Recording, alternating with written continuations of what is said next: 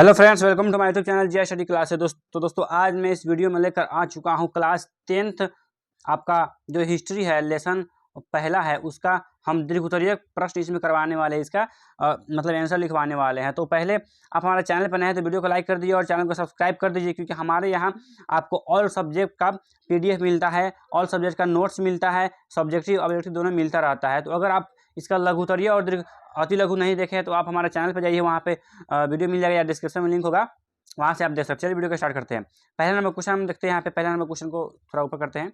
पहला number question क्या बोला है, इटली के एकीकरण में मेजीनी, काबूर और गैरीबाल्डी के योगदानों को बतावे। चलिए इसका आंसर हम लोग देखते हैं। यहाँ पे थोड़ा मैं ऊपर कर लेता हूँ, थोड़ा बड़ा यहाँ पे स्क्रीन हो जाएगा। चलिए यहाँ पे मेजीनी का योगदान देखते हैं। मेजीनी कलम के साथ तलवार में भी विश्वास करता था। वह साहित्यकार के साथ ही एक योग्य सेनापति भी था, लेकिन उसे राजनीति की अच्छी समझ नहीं थी। बार बार की असफलता के बावजूद वह हार मानने वाला नहीं था। 1848 में यूरोपीय क्रांतिकारी के दौर में मेजीनी को ऑस्ट्रिया छोड़ना पड़ा। बाद में वह इटली के राजनीति में सक्रिय हो गया। वह संपूर्ण इटली का एकीकरण कर उसे गणराज्य बनाना चाहता था, लेकिन जब ऑस्ट्रिया ने इटली में चल रहे जनवादी आंदोलन को दबा दिया तो मेजीनी को वहां से भागना पड़ा। चलिए अब यहाँ पे देखते हैं। यहाँ पे काउंट काबूर, यहाँ पे देखिए पिडमाउंट सर्डिनिया पिडमाउंट का शासक विक्टर एमेनुअल राष्ट्रवादी था। वह इटली का एकीकरण चाहता था। इस काम में तेजी लाने के लिए उसने काउंट काबूर को अपना प्रधानमंत्री बना दिया। काबूर सफल राजनीतिज्ञ और कट्टर राष्ट्रवादी था। उसका मानना था कि इटली के एकीकरण में ऑस्ट्रिया सबसे बड़ा रोड़ा है मतलब रुकावट है। वह ऑस्ट्रिया को हराने के लिए फ्रांस से मित्रता कर ली और उसकी ओर से 1853-54 के क्रीमिया युद्ध में भाग लेने की घोषणा कर दी। युद्ध की समाप्ति के बाद पेरिस के शांति सम्मेलन में फ्रांस और ऑस्ट्रिया के साथ पिडमाउंट को भी बुलाया गया। काबूर इसमें सम्मिलित हुआ। अपनी कूटनीति के बल पर उसने इटली को पूरे यूरोप में समस्त बना दिया। इटली में ऑस्ट्रिया के हस्तक्षेप को गैर कानूनी घोषित कर दिया गया। यह काबूर की बहुत बड़ी सफलता थी। तो अब यहाँ पे चलते हैं हम लोग। गैरीबाल्डी यहाँ पे टाइप हो गया है, यहाँ गैरीबाल्डी है। गैरीबाल्डी महान क्रांतिकारी था। वह सशक्त क्रांति के बल पर दक्षिणी इटली के राज्यों के एकीकरण तथा गणराज्य की स्थापना के प्रयास में था। पहले तो वह मेजीनी का समर्थक था, लेकिन बाद में कार के प्रभाव में आ गया।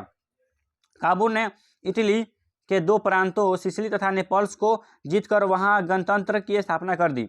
इन दोनों प्रांतों को उसने सर्डिनिया पिडमाउंट को दे दिया और स्वयं विक्टर एमेनुअल को प्रतिनिधि के रूप में वहां की सत्ता संभाल ली। अंततः मेजीनी, काबूर और गौरीबाल्डी के सम्मिलित प्रयास से 1871 तक इटली का एकीकरण होकर रहा।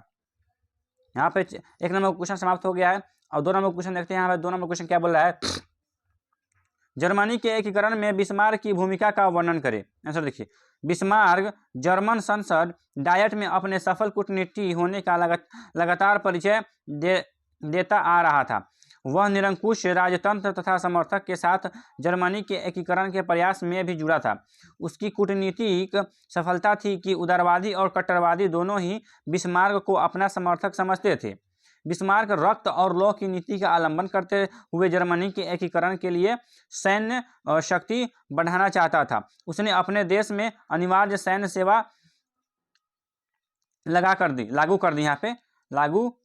दी।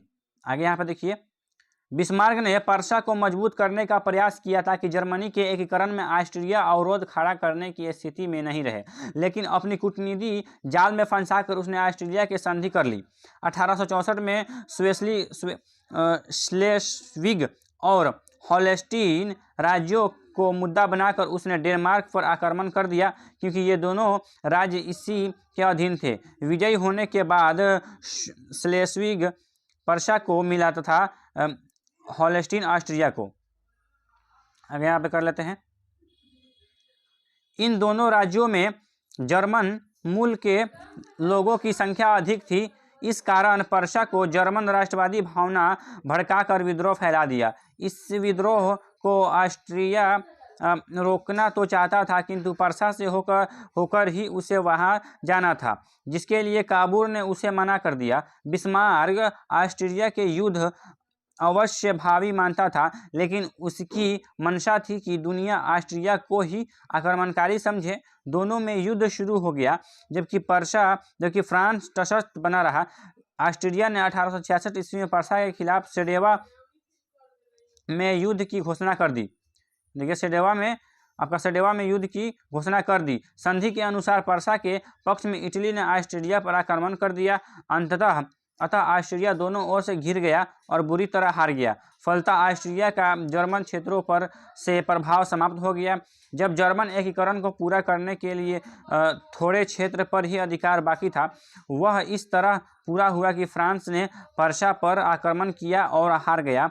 10 मई 1831 ईस्वी को फ्रैंकफर्ट में संधि हुई, इससे जर्मनी क्षेत्र एक साथ मिल गए और जर्मनी का एकीकरण पूरा हो गया। बिस्मार्क की कूटनीति सफल रही।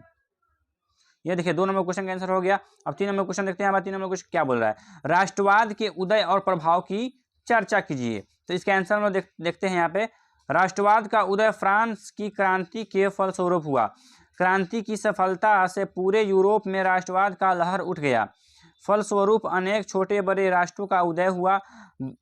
बाल्कन क्षेत्र के छोटे राज्य एवं जातियों के समूह में भी राष्ट्रवाद की भावना पनपने लगी। जर्मनी, इटली, फ्रांस, इंग्लैंड जैसे देशों में तो राष्ट्रवाद इतनी कट्टरता से उभरा कि समाजवाद फैलाने में ये एक दूसरे से होड़ करने लगे। यह राष्ट्रवाद का नकारात्मक एवं घृणित पक्ष था। औद्योगिक क्रांति की सफलता भी कट्टर राष्ट्रवादिता को हवा देने लगी। ये बड़े साम्राज्यवादी सर्वप्रथम एशिया और बाद में अफ्रीका को अपना निशाना बनाने लगे। इसके लिए इनमें अनेक युद्ध भी हुए। जो जितना शक्तिशाली था वह उतना ही बड़े भाग पर कब्जा जमा बैठा। इन उपनिवेशवादियों ने जहां अपनी जड़ जमाई, वहां उन्होंने खुलकर शोषण किया। आगे देखिए यहाँ पे थोड़ा सा लंबा क्वेश्चन 5 नंबर का है।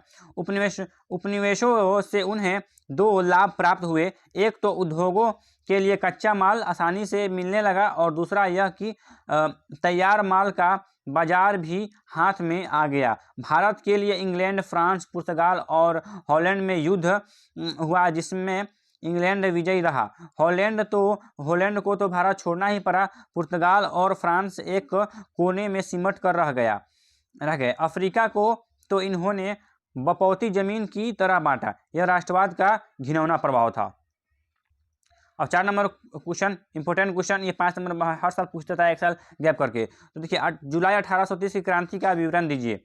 आंसर देखिए, फ्रांस का शासक चार्ल्स 10वां निरंकुश तो था ही, घोर प्रतिक्रियावादी भी था।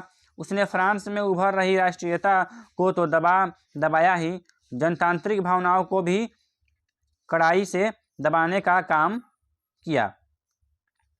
यहाँ पे उसके द्वारा संवैधानिक जनतंत्र की राह में अनेक रोड़े खड़े किए गए।